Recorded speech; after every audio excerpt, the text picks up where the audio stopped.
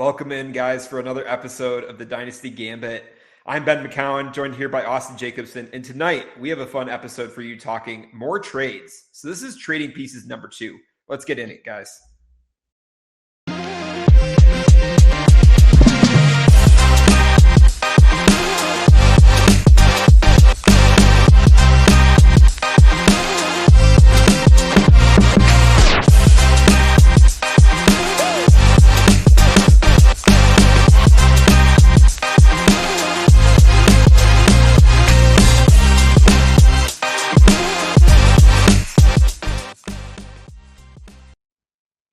All right, so Austin, man, this is a lot of fun because we're heading into week 4. We asked the community to hand us out some trades that they've made over the last week. We've got quite a few to go over tonight, but it's been an exciting first quarter of football. Kind of weird, kind of off, a little bit different. But the first thing that I wanted to go over with you is kind of a hot topic right now because I think it's very much like just the hot piece of Dynasty. And this player, when I looked it up on Dynasty Daddy, is actually the number one traded for and away player in Dynasty right now. And that is actually this is a trade I made earlier this week, and I think it's gonna be an interesting thing to talk about. But that is Trey Benson or a 26 first. And before I kind of let you take the stage here, I just kind of want to lay out my thoughts on this, right? Okay.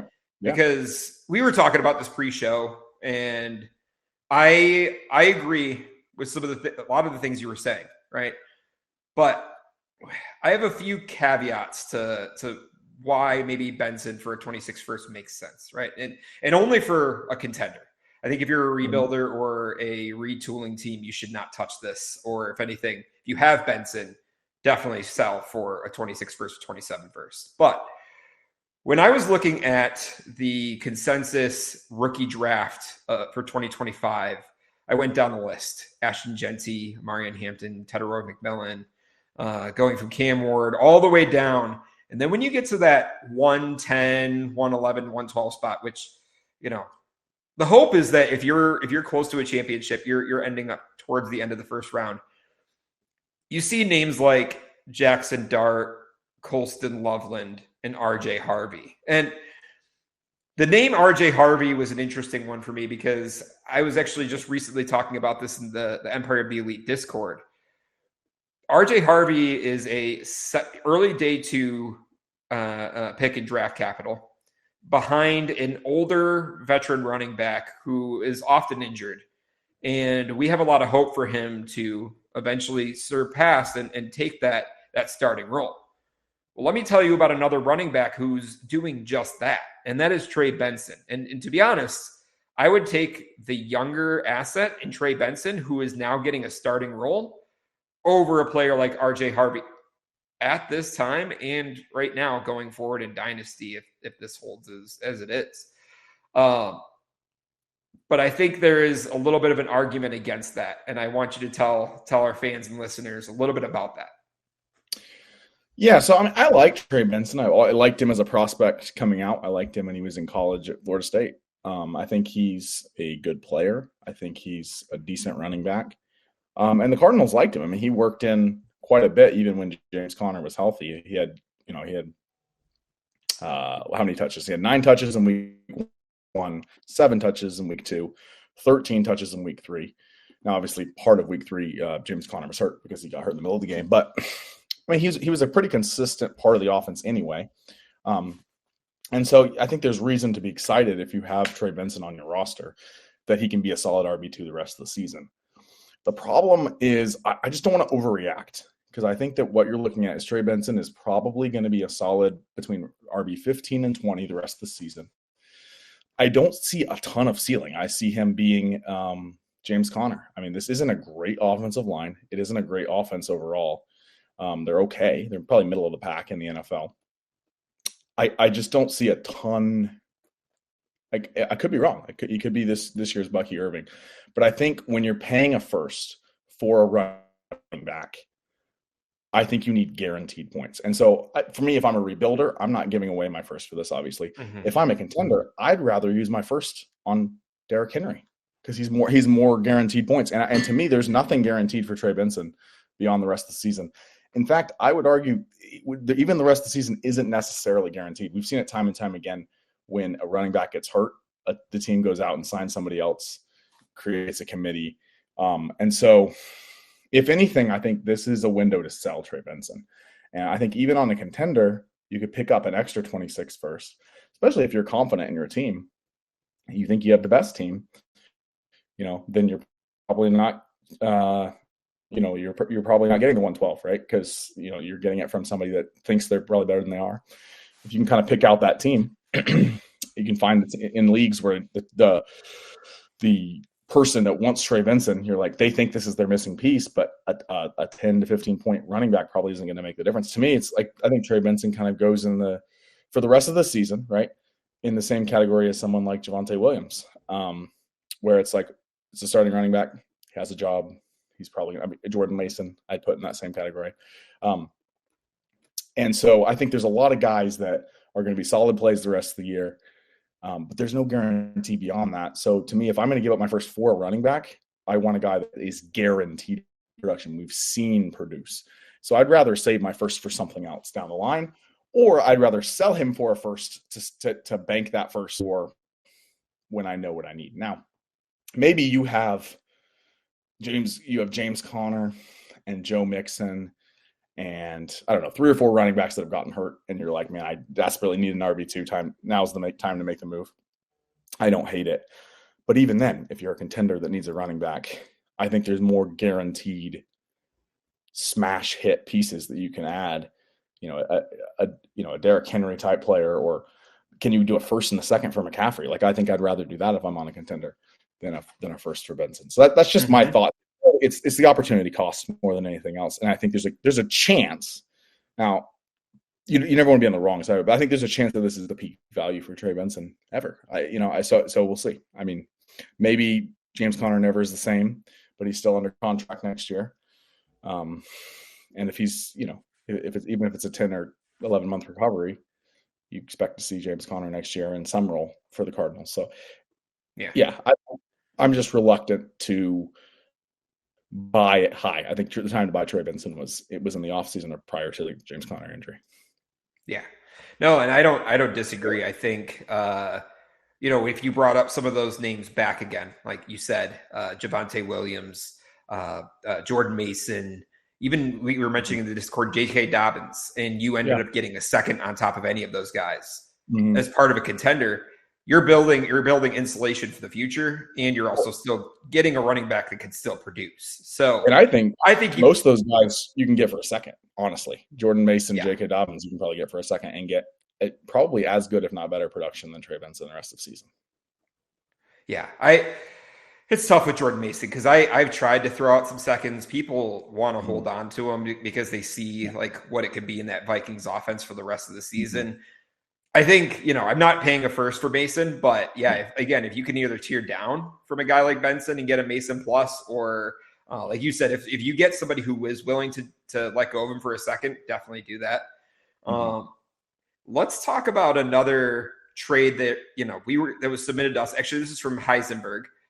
This is Lamb or Egbuka in the 27 first. So CeeDee Lamb or the new hotness in Emeka Egbuka in a 27 first. I'm going to give my opinion on this. I don't think it's enough for CeeDee Lamb. No. Yeah, I need people more. People will be excited to hear this. I'm trading away at first in this one. I'm very happy. This is the kind of deal I want. Your ability to tier up. We talked about Egbuka. I love Egbuka, but even since the last episode, he's now moved up even more. They have him Keep Trade Cut has him at wide receiver 8, ahead of Nico Collins, ahead of Drake London, ahead of Brian Thomas. I just think the hype is getting too much. I mean, you basically have now built in his cost is at his ceiling. I just think that you have Mike Evans is out right now. Chris Godwin's coming back. Those guys aren't going away. Neither one of them. Like Godwin will probably take some time to work back in, and Evans is going to be out for a few weeks. But they're going to be part of the offense. McMillan's coming back. So it's just, if I'm a contender, I'm not too worried about Lamb. I can probably fill in with someone else for a little bit. So I don't think you should be panic selling. They still, the Cowboys still haven't even, as far as at the time of this recording, I don't think they've officially ruled him out for Sunday. I don't think he's going to play. He's doubtful. Yeah. But I mean, the fact that we're in that boat where he's week to week, it's like he could play as soon as next week. And I would say I don't expect him to miss any more than 3 weeks. So if you're a true contender, you're 3-0 right now. You can afford to wait a little bit. So do not panic sell Lamb. In fact, look for opportunities like this to buy, because to me, unless you're a rebuilder full on, which is interesting because usually trading for an injured player is a rebuilder move. But to me, Lamb's going to score. I would venture to say Lamb will score more points the rest of the season than Egbuka, even with missing these 3 games. That might be a bit of a bold take, but I think Lamb is set up really well to be the wide receiver 1 the rest of the season.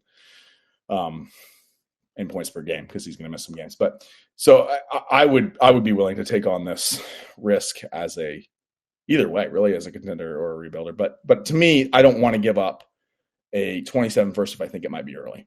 So if I'm in a 2-year rebuild, if I'm doing a 1-year reboot, I might think about this.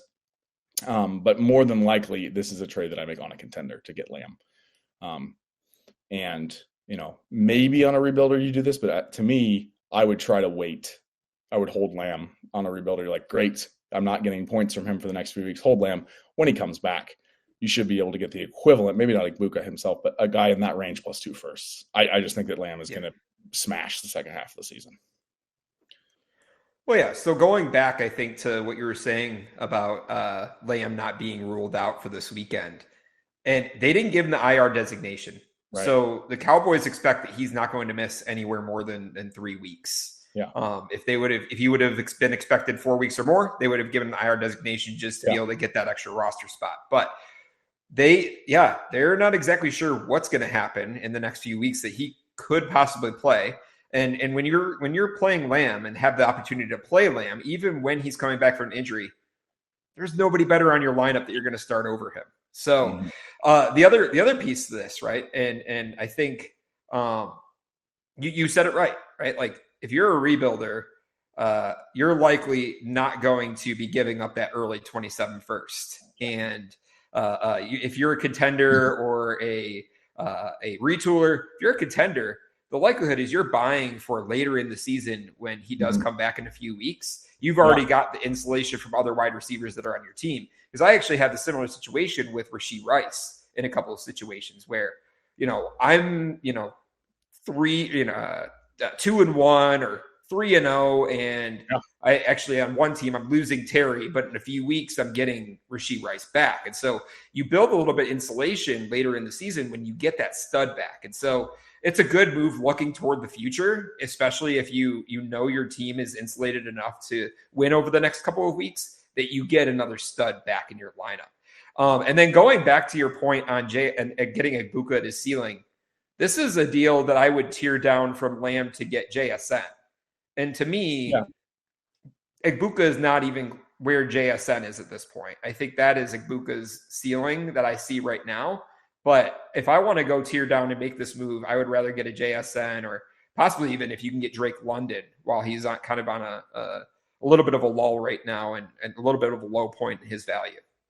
Yeah, I mean, can you possibly get Drake London in a second, or even Drake London in the third for Egbuka? That's something I'd consider doing.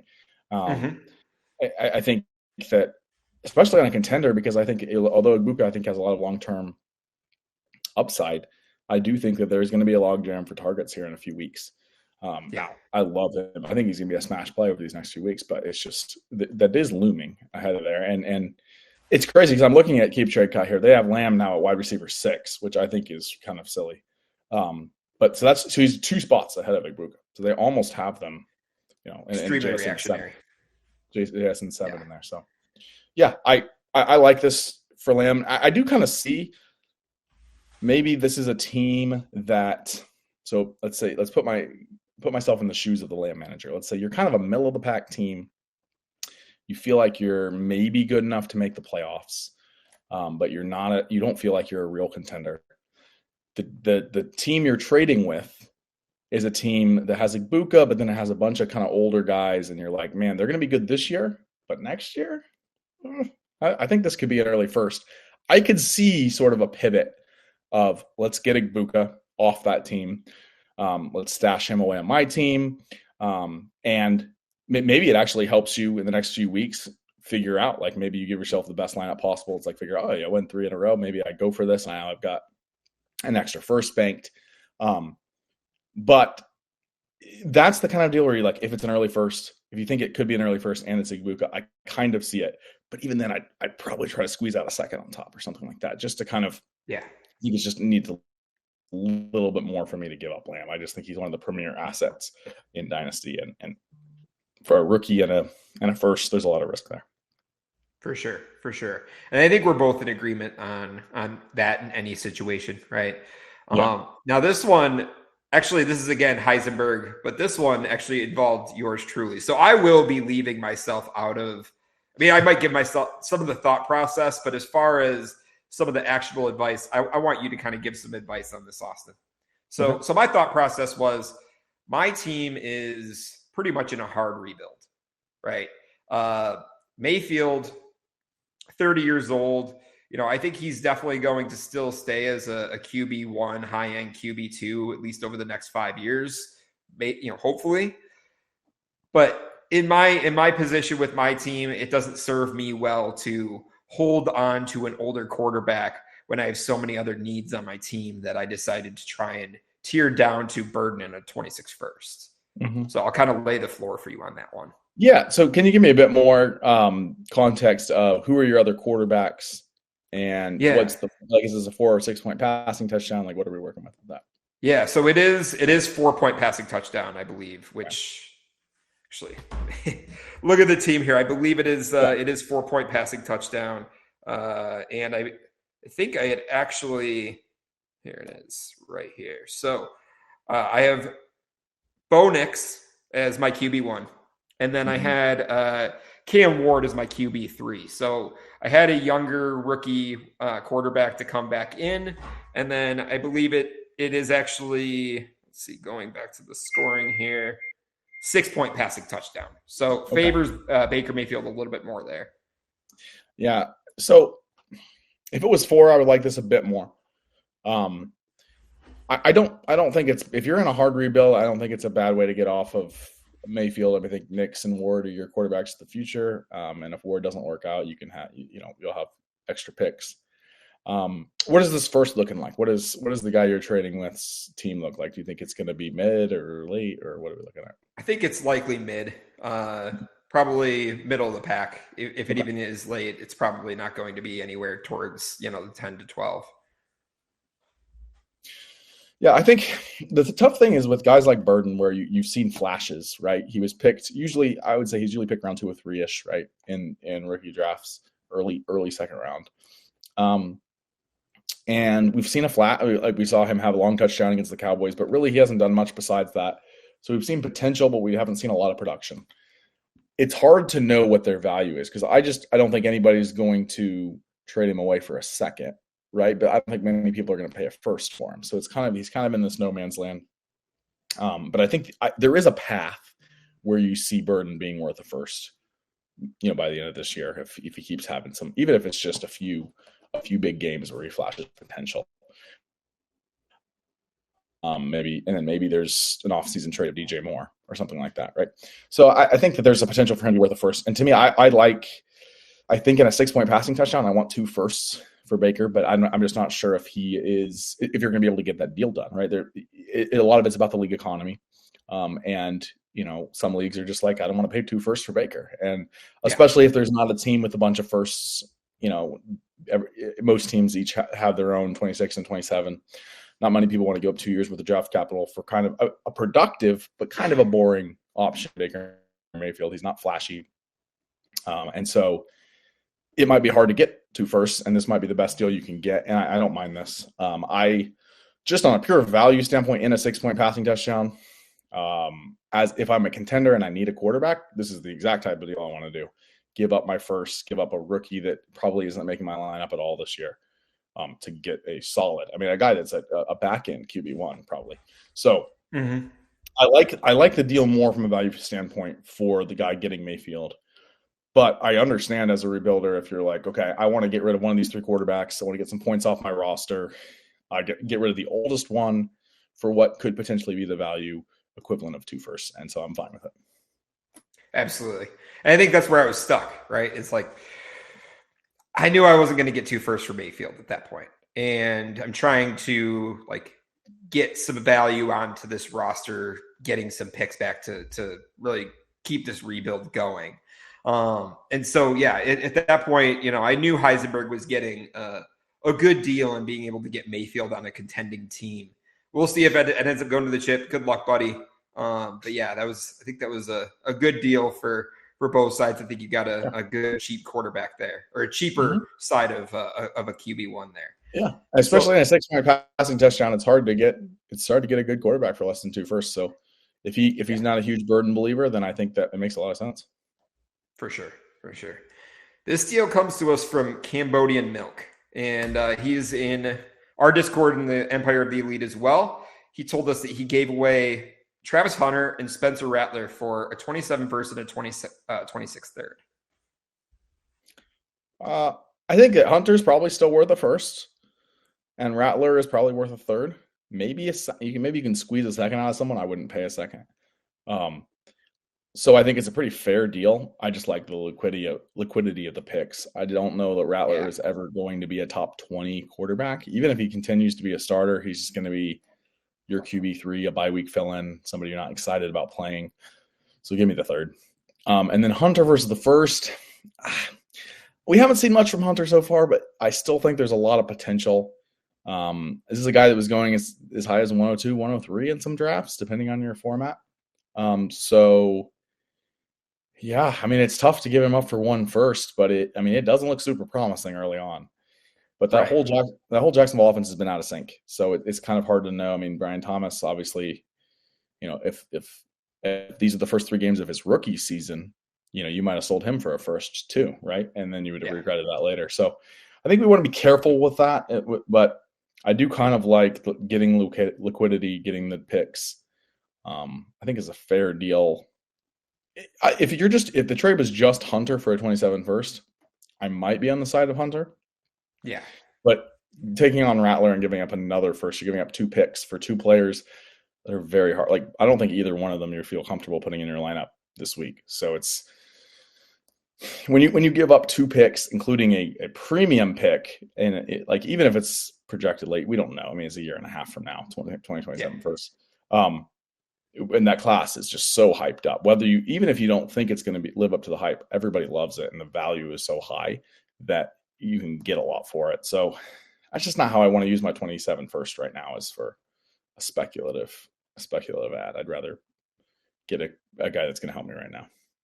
Yeah, for sure. And I was able to end up selling myself Rattler for a second in another league, and so. I guess the way you could view it too, right? I would prefer the picks as well. But if you believed in Hunter and believed that he was worth more than a first, and then were able to end up parting ways with Rattler after acquiring him for an additional third and getting a second for him, I think that's a pretty good deal. But also, again, like you said, he's not putting points on your roster right now. At this point, Travis Hunter is either a hold. You're probably not getting the value that you want to get out of him. And I think this deal is probably a good one to get almost close to that value. So I think Cambodian – go ahead. Yeah, unfortunately, it seems like right now Travis Hunter is close to that – is in that, like you said, the hold and see category, kind of in the same spot as I'd put like a Luther Burden or a Jaden Higgins. It just doesn't seem like he's playing enough and getting enough targets to be a starter in your lineup. Doesn't mean he won't be eventually. But it's just it's tough to – he's not in the Tet and Egbuka category right now. Yeah, no, for sure. And, I feel for people that spent, you were taking that risk when you spent the 102 on Travis Hunter, right? But, luckily I was able to, in certain situations, to get him for the 107 or get him for a late first. And so it didn't feel as hard on my team to realize Travis Hunter is likely sitting on my bench for other vets that are starting for me right now. Well, let me ask you this. Would you rather have Travis Hunter or Devontae Smith?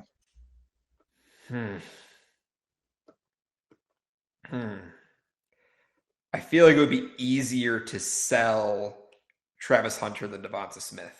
Yeah, I've tried. Go ahead. But that's probably the range, right? And Devontae Smith, Yeah. Jordan Addison. I think it's right there because I think range. it's going to be difficult for you to get a 27 first for any of those three. Yeah. So I mean, I think I'd take the picks. Yeah, no, I agree.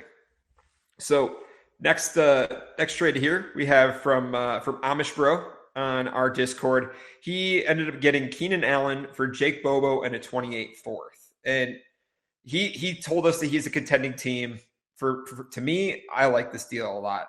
To me, Jake Bobo's a nothing. He's behind Torrey Horton on the depth chart as far as wide receiver for the Seattle Seahawks. And you're giving up a fourth 3 years from now. This is the least amount you can give up in a trade for the guy who's the wide receiver 6 through 3 weeks. I don't think he's necessarily going to keep that up. I think Ladd will get his own. He'll get his touches here soon. But man, I think he's going to be a rock solid wide receiver 2 rest of season. And this is dirt cheap. This is the easiest one we've done so far. Keenan Allen by a lot. I would straight up. On a contender, I wouldn't mind, in the right situation, I wouldn't mind giving up a second for Keenan Allen, and I would easily give up a third. So if you give up a fourth and a guy you probably need to cut, then yeah. That's a steal. And not only a fourth, the furthest out and worst pick that Sleeper allows you to have, and a guy that should be on waivers for Keenan Allen. Yes, give me Keenan Allen. Even if he retires, in 4 weeks. 4 weeks of Keenan Allen is worth more than it's giving up nothing. Even if you've got a couple of weeks of production to get you a couple wins, that's a win right there. So yes. No, Amish, you won that one for sure. Yes. This next one is coming into us from MD, from Dalton. It is Jalen Warren or a 26 and 27 second. And he did tell us, again, this is on the contending team where he lost, I believe he said he lost James Conner and Austin Eckler, both to injury. It's too much for me. Yeah, I would take the picks. I think that you can do something. To me, you should be able to get 2 Jalen Warrens with 2 seconds. I just feel like there's better players for that range. Right. And I think it ended up being okay for him to work out. Montgomery for 2 seconds. What's that? Yeah. Right? I think you could put Montgomery for 2 seconds, Kamara for 2 seconds. Yeah, I think you could get Montgomery, Kamara. We just talked about Jordan Mason, who I think you could get for 2 seconds or a second and a third. Yeah. So I don't know that Jalen Warren's exactly the guy that I want to be buying into, but I mean, as of right now, he's holding the RB1 job for Pittsburgh, whatever that's worth. Yeah, I think he looks like he's getting passing work. Looks like he's the guy. Caleb Johnson is in the doghouse. Kenneth Gainwell is okay, but he's a career backup, really.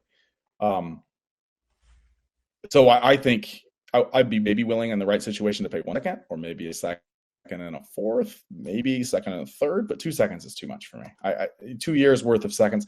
Seconds are one of the easiest traded assets, and it's a way that you can get an asset that helps your team without giving up your major bargain chip. When you're making these small 2 years worth of that flexibility for a guy that is not even guaranteed to be a starter the rest of the year, I don't love it, honestly. Sorry. Yeah. No. Dalton, you win a lot of other trades, but this might be the one we just don't agree with. Oh, he wins his fair share of trades. Exactly. He'll be fine. So the next one is coming to us from one of our Discord members. I don't want to butcher it, but I believe it's Kate Ami or Kate Katami. It's 26 third for Wentz and a 26 fourth. So he ended up getting a 26 third for Wentz in the fourth. I think this is okay, right? I think Wentz is in a position right now where he's starting over the next couple of weeks, at least until JJ McCarthy comes back. And you were able to give up, the fourth to get the third. I think this is kind of a value win. Yeah. So this is one of those things where it's like, it seems boring, but these type of moves are the ways that you build up assets to make bigger moves. I like the idea of stashing backup quarterbacks and being able to plug them in if you need to, but this is really what you're doing it for. those incremental advantages.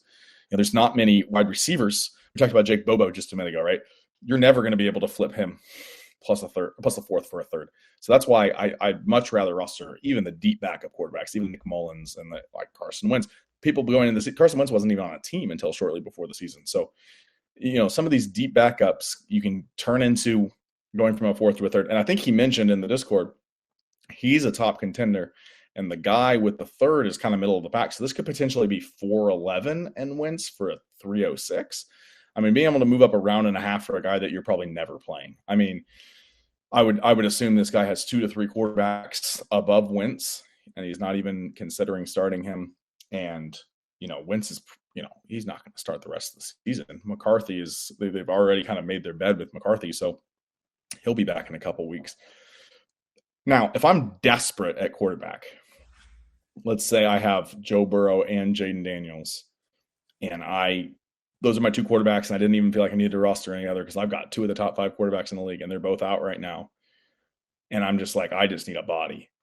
Giving up a third and getting a guy that might score you 20 points plus a fourth, to me, I'm fine with it. I actually am. If you're in a desperate quarterback situation, just know that you're kind of spending it and that this is just a 2 to 3 week bet to help you survive.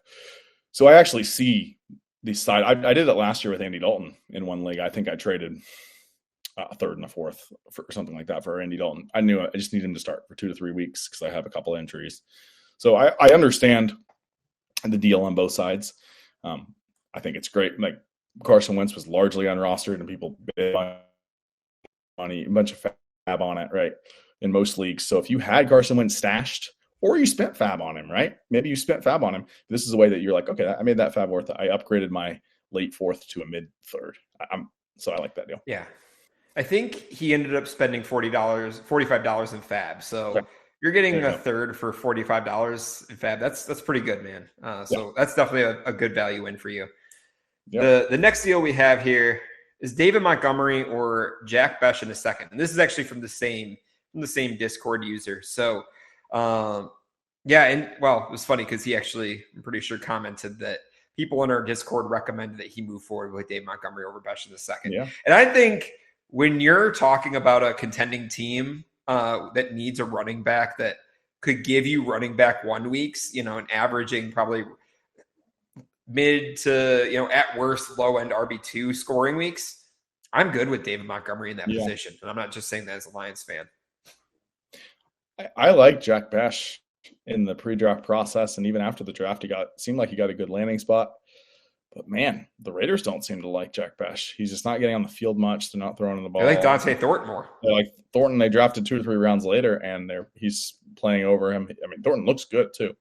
So I just think at this point, I'm not sure that Besh is a drop, but I mean, I wouldn't mind trading him for a third or even maybe a fourth and another dice. Like, can I trade him for like a fourth and Keandre Lambert-Smith? Somebody kind of in that same tier of like complete dart throw.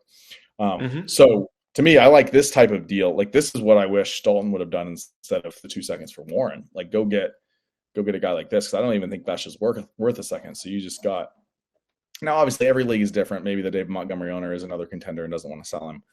And I get that. Like, I have a league where I have Montgomery, and I'm a contender, so like I would probably want a first for me to move off of him. Not that I necessarily think he's worth a first, but it's like somebody's going to have to overpay to take him from me. So not every league's the same. But like, to me, Montgomery is more – we've seen a longer snapshot of him performing. And actually – whereas I think someone like Warren, right, you're like, there's a potential for him having a smaller role. Montgomery is a guy that is a solid RB2 that has top 5 upside if Jahmyr Gibbs gets hurt.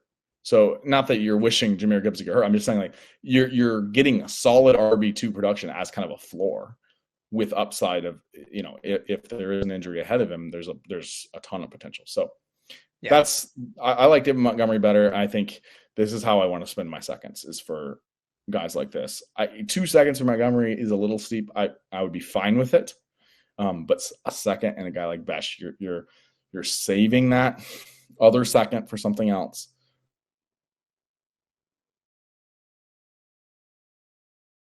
Up an asset that was just kind of hanging out on the end of your bench, and if you're a contender, you can afford to trade some of those guys. I just trade a similar trade recently where I traded Jalen and I think a third for Jordan Mason a couple weeks ago. So like before the breakout, but like That's a that great same type trade. of thing where you're doing a later round rookie that isn't playing a lot right now, plus a pick instead of giving up 2 picks for that guy to plug into your lineup. I like that better.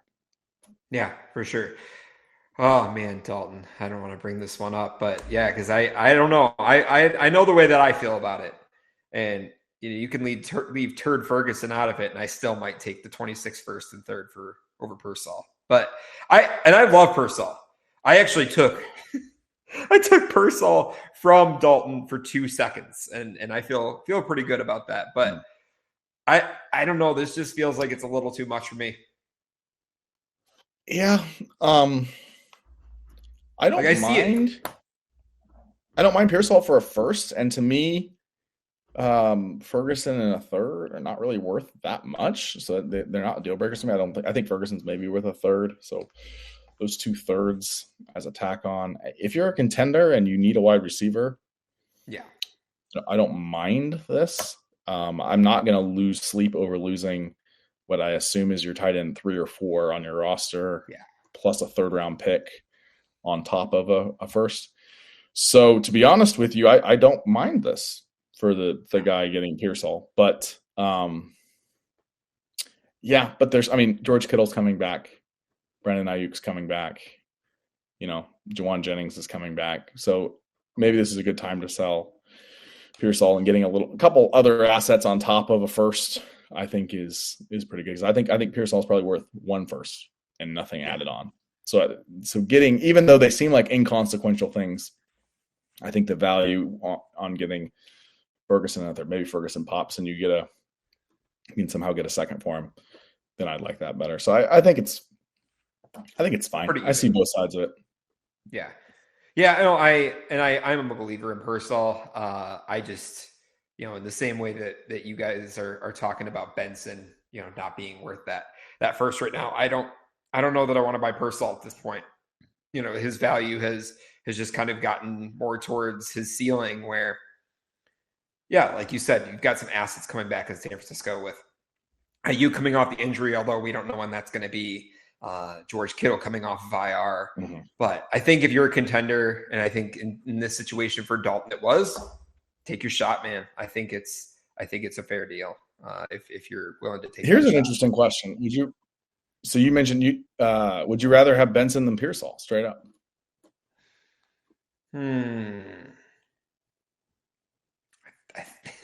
I think the question's right. I think I'd take Pearsall, probably.